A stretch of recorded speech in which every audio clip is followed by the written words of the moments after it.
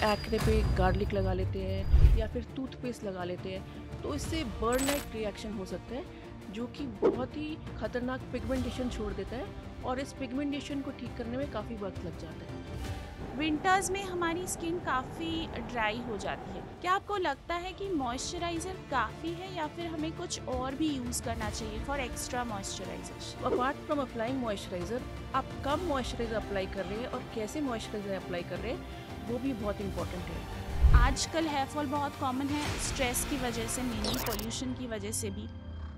कैसे हम hair fall manage कर सकते हैं? कभी कभी कुछ ब्यूटी पार्लर प्रोसीजर्स होते हैं जैसे कि हेयर स्ट्रेटनिंग, जिसमें कि हॉट आयरन यूज़ होती है जो कि बहुत हाई टेम्परेचर होता है, जिससे कि हेयर शाफ्ट डैमेज हो सकता है, या फिर जो केराटिन ट्रीटमेंट होता है, सिस्टीन ट्रीटमेंट होता है जिसमें कि रीबॉन्डिंग होती है।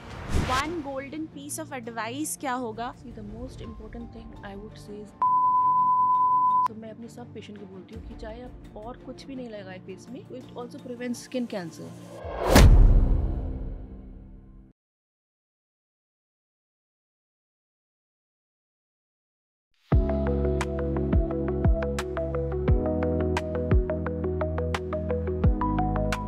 नमस्ते दोस्तों, एक बार फिर से आप सभी का स्वागत है हमारे हेल्थ एंड हैप्पीनेस पॉडकास्ट में, प्रेजेंटेड बाय सस्ता सुंदर।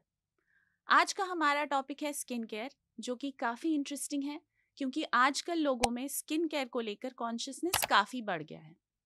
और आज के इस टॉपिक को डिस्कस करने के लिए हमारे साथ यहाँ मौजूद हैं डॉक्टर आरती शारदा, जो कि हैं एक renowned dermatologist of the city with over 18 years of experience.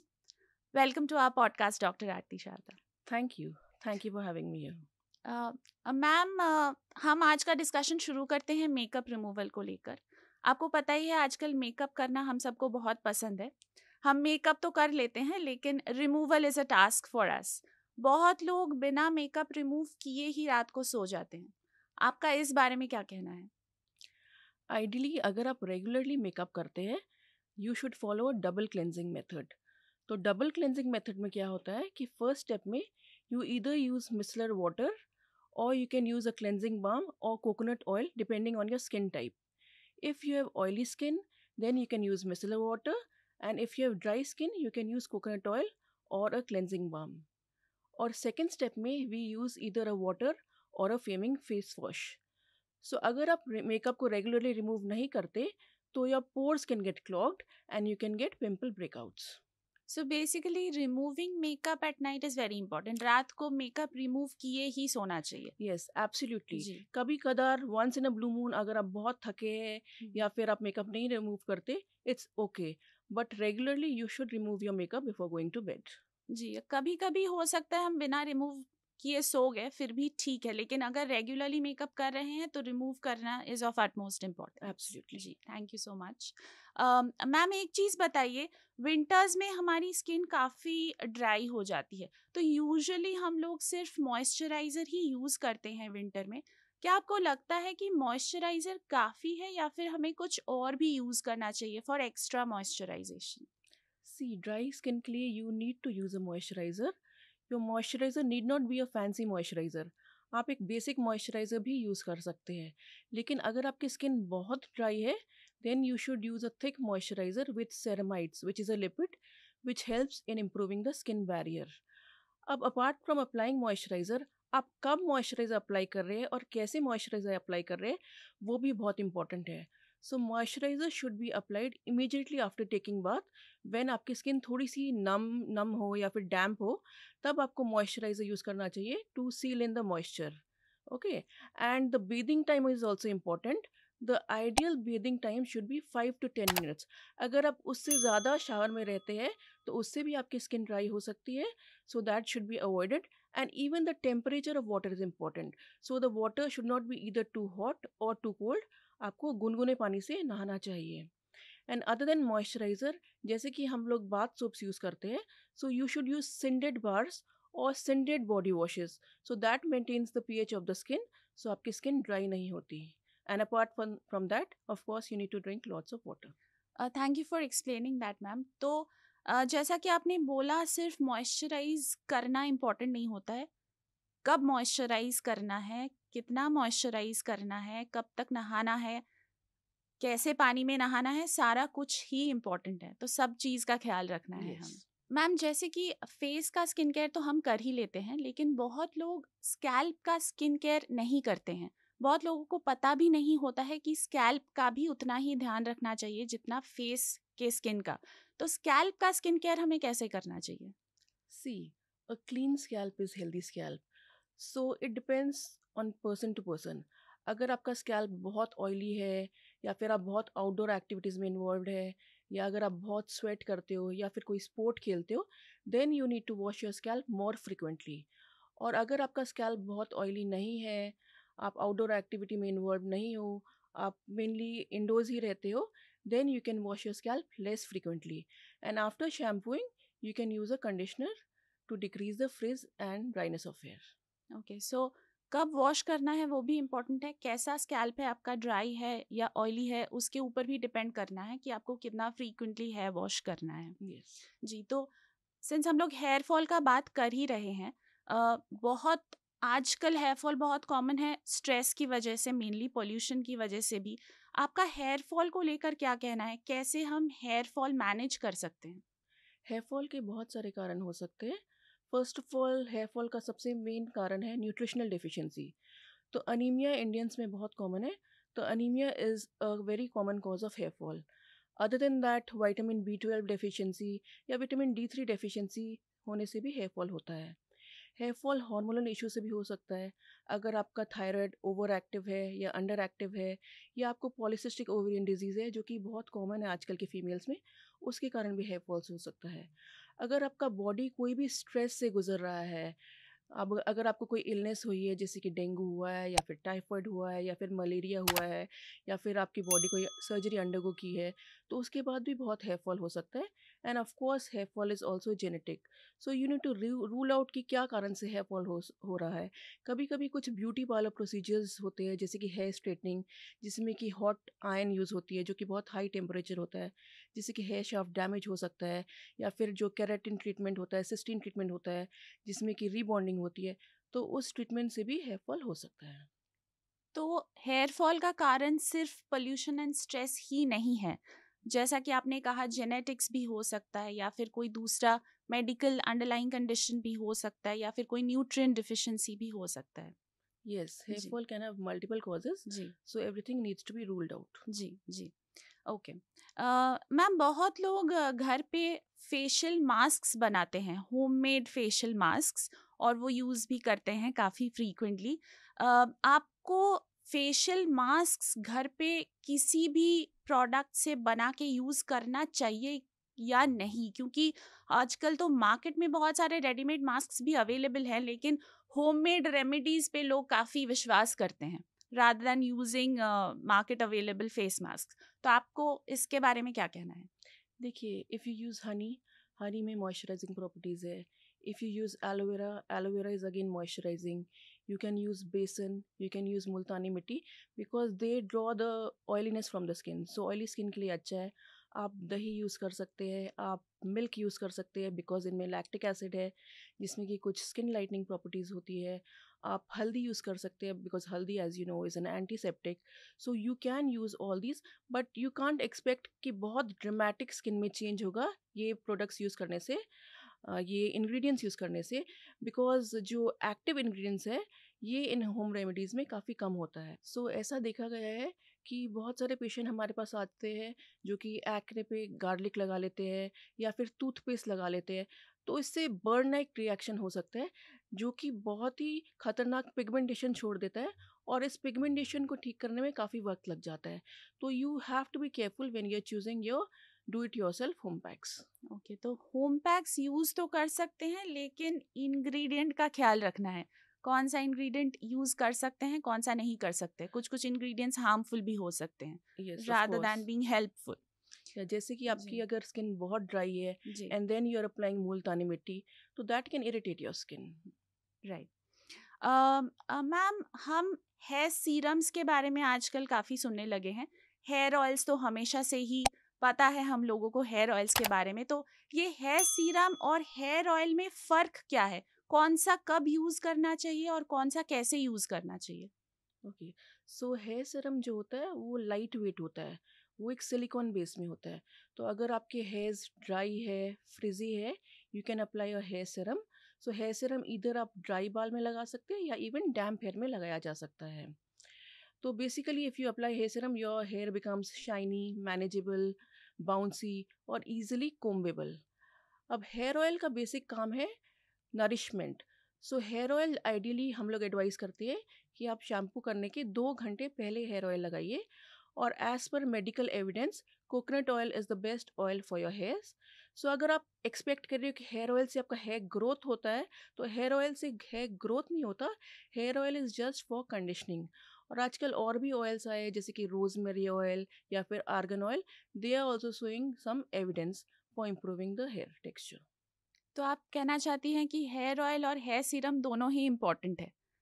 Yes, hair serum is to decrease the frizziness and hair oil is for conditioning. जी। मैम, टीनेज में बहुत लोगों को एक्ने का प्रॉब्लम शुरू हो जाता है। इसका भी लोग घर पे इलाज करने की कोशिश करते हैं। तो आपको क्या लगता है कि इनिशियली सीधे ही डर्मेटोलॉजिस्ट के पास जाके चेकअप करवाना चाहिए, या फिर पहले घर पे मैनेज करने की कोशिश करनी चाहिए एंड देन डर्मेटोलॉजिस्ट के पास जाना चाहिए?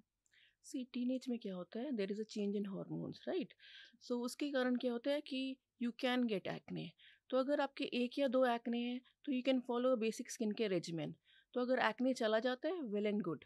बट अगर एक्ने परसिस्टेंट है और वो आपके होम केयर से नहीं जाता है, then you need to see a dermatologist. क्योंकि हमको देखने को मिलता है कि बहुत सारे बच्चे they feel very embarrassed because of their pimples. वो स्कूल नहीं जाते because of the pimples, because their friends tease them.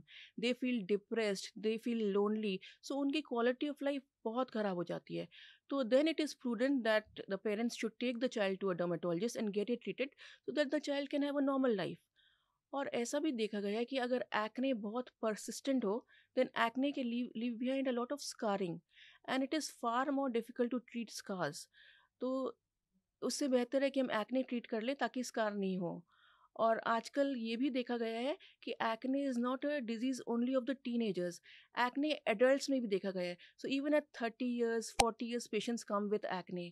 So why do you have to live with acne for so long when there are such good treatments available? जी, तो घर पे इलाज ना करके यही सही रहेगा कि हम डर्मेटोलॉजिस्ट के पास चले जाएँ, ताकि मार्क्स भी हमें ना हो। यस, जी, एब्सोल्युटली। जी। मैम, बात करते हैं मॉनसून स्किन केयर और हेयर केयर के बारे में। मॉनसून में जो हमारा स्किन केयर और हेयर केयर होता है, ये दूसरे सीज़न से तो काफ़ी अलग होता है। तो आपके हिसाब से हम मॉनसून्स में अपनी स्किन का कैसे ध्यान रखें? अगर वो ऑयली स्किन हो या ड्राई स्किन हो या कॉम्बिनेशन स्किन हो, और हम अपने स्कैल्प का कैसे ध्यान रखें? सी मानसून में ह्यूमिडिटी ज़्यादा होती है। तो ह्यूमिडिटी के कारण जो भी फंगस है, बैक्टीरिया है, वो ज़्यादा प्रोलिफरेट करते हैं। तो इन्फेक्शन के चांसेस बहुत ज़्यादा होते हैं। तो रिंग वर्म, जो कि लेमन टर्म्स में हम fungal infection of the skin को रिंग वर्म बोलते हैं। तो you get to see ringworm on the armpits, on the groin, right? And फोड़े और फुंसियाँ भी बहुत ज़्यादा बढ़ सकती है during the monsoon season. So what you can do is कि आप जो फैब्रिक पहनते हैं, जो क्लोथ्स पहनते हैं, they should be of a breathable fabric. So you can wear either cotton और लिनन। एंड आप अपने कपड़े भी गर्म पानी में धुलवाइए। And even the clothes should be ironed because वो high temperature of the iron से भी कीटाणु मर जाते हैं। And as you asked about face का skin care, so you have to follow a basic skin care regimen depending on your skin, whether आपकी skin oily है या ड्राई है या कॉम्बिनेशन है। You need to choose your products. So हम लोग advocate करते हैं 3 step, you know. We advise for cleansing, then you can apply your moisturizer and then you need to apply your sunscreen. अब ये कौन सा अप्लाई करना है, that depends on your skin type and for that you can consult your dermatologist. जी, जी, बिल्कुल। Ma'am, एक बात बताइए, क्या बोरवेल के पानी से या फिर हार्ड वाटर से हमारा स्किन या हेयर डैमेज हो सकता है लॉन्ग टर्म के लिए? देखिए, हार्ड वाटर या फिर बोरवेल के वाटर में कुछ मिनरल्स होते हैं, जैसे कि आयरन होता है, कैल्शियम होता है, मैग्नीशियम होता है। तो ये हमारे हेयर शाफ्ट में डिपॉजिट हो सकते हैं। तो अगर ये हमारे हेयर शाफ्ट में डिपॉजिट होते हैं तो our hairs can become dry, hairs can become frizzy. लेकिन इससे हेयर फॉल नहीं हो सकता. हेयर फॉल का जैसे हमने पहले भी डिस्कस किया था, हेयर फॉल के और बहुत सारे कारण हैं. न्यूट्रिशनल डेफिशिएंसीज है, हार्मोनल फैक्टर्स है, ब्यूटी पार्लर प्रोसीजर्स है, कोई बॉडी में स्ट्रेस है उसके कारण हो सकता है. तो ये primary causes of hair fall है. एंड ऑफ कोर्स जेनेटिक्स भी है. तो ये सब ज़्यादा महत्वपूर्ण है in causing hair fall rather than just the water quality, which of course can make your hair frizzy and dry, जिससे कि थोड़ा ब्रेकेजेस हो सकता है. बट बहुत massive hair fall water quality से डिपेंड नहीं करता है. जी, तो सिर्फ वाटर इज नॉट रिस्पॉन्सिबल, बाकी No. सारी चीज़ें भी रिस्पॉन्सिबल हैं There are many other hair fall. factors involved. Ji Yes. Ji ma'am, बहुत सारे लोग आजकल रेगुलर फेशियल्स लेते हैं, मंथली बेसिस पर लेते हैं, कोई फोर्टनाइटली बेसिस पर भी लेता है. तो ये रेगुलर फेशियल्स हमारे लिए बेनिफिशियल है या फिर हमें अवॉइड करना चाहिए, या फिर कोई इंटरवल है जिसके हिसाब से लेना चाहिए, जैसे कि 2 महीने में एक बार ले या फिर 3 महीने में एक बार ले? आपको क्या लगता है? देखिए, facial is basically a feel good factor, so you can indulge in a facial once in a while. But skin care is holistic, so you need to eat healthy food, brightly coloured fruits and vegetables, because इनमें बहुत antioxidants होते हैं. You need to exercise, आपकी sleep proper होना चाहिए, आपका hydration proper होना चाहिए. You should not have any vices like smoking and alcohol, because they also have an impact on the skin. And you should follow basic skin care regimen. But अगर आप और भी बहुत इंप्रूवमेंट कराना चाहते हैं अपने स्किन में, तो फिर you can undergo procedures with a dermatologist, जो कि बहुत सारे प्रोसीजर्स करते हैं, जैसे कि पील्स करते हैं, लेज़र टोनिंग होती है, हॉलीवुड पील होते हैं, माइक्रोनीडल रेडियो फ्रिक्वेंसी. सो बहुत सारे प्रोसीजर्स होते हैं जिससे कि you can get a good skin.